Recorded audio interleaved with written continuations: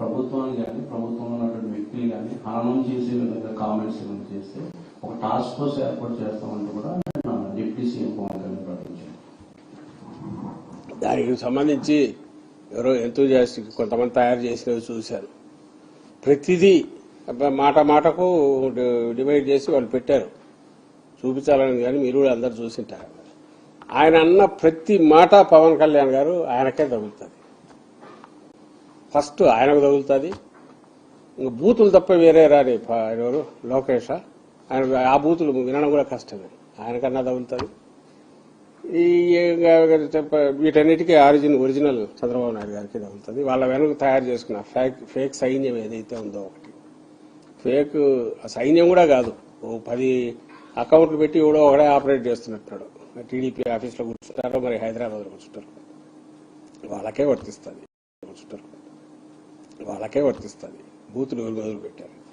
అసలు నిన్న వాళ్ళు చేసినవి చూస్తే ఆయన పన్న ప్రతి మాట మహిళలను కించపరిచేది కానీ, లేదా అసభ్యంగా మాట్లాడడం కానీ, పరుషం కాదు అసభ్యంగా మాట్లాడడం కానీ, తొక్కి నారదీయడం కానీ, ఇంకోటి కానీ, బూట్కాలతో కొట్టడం కానీ, ఇంకోదాంతో కొట్టడం కానీ, కొడకల్లారా తిట్టడం కానీ, ఇవన్నీ ఎవరు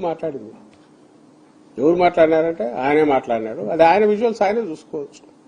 బట్ ఆయన సినిమా స్టార్, సినిమాల్లో స్క్రిప్టు తాను తయారు చేసుకున్న ఇంకోటైనా వాటికి సంబంధించి అప్పటికప్పుడు మాట్లాడవచ్చు. కాబట్టి ఐఎమ్ నాట్ రెస్పాన్సిబుల్ అని అనుకుంటాడేమో తెలియదు. ఆయన వరకు ఆయన నాదేం బాధ్యత ఉంది, అక్కడ ఉండేది నేను చెప్తానని, అందువల్ల ఆయన తీసుకోకపోవచ్చు. కానీ ఆయన టాస్క్ ఫోర్స్ పెట్టినా, ఇంకో ఫోర్స్ పెట్టినా, ఏది పెట్టినా అది నిజంగా ఏదైనా అయితే వాళ్ళకే వర్తిస్తుంది.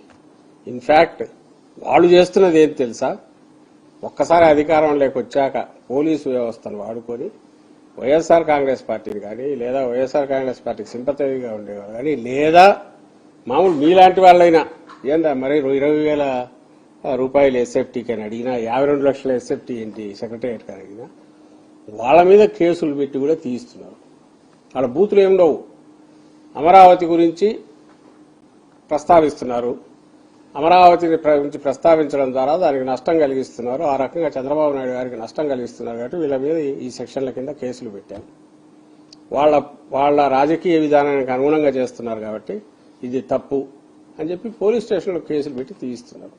సో వాళ్ళ దృష్టిలో అసభ్యత అన్నా, వాళ్ళ దృష్టిలో పరుషంగా మాట్లాడడం అన్నా, కట్టు తప్పి రాజ్యాంగానికి వ్యతిరేకంగా మాట్లాడడం అన్నా ఏంటి అంటే వాళ్ళను క్వశ్చన్ చేయడం.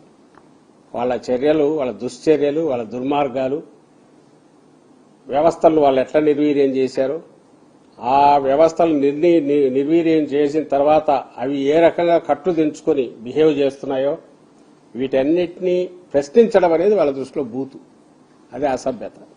అందుకే మా మీద కేసులు పెడుతున్నారు.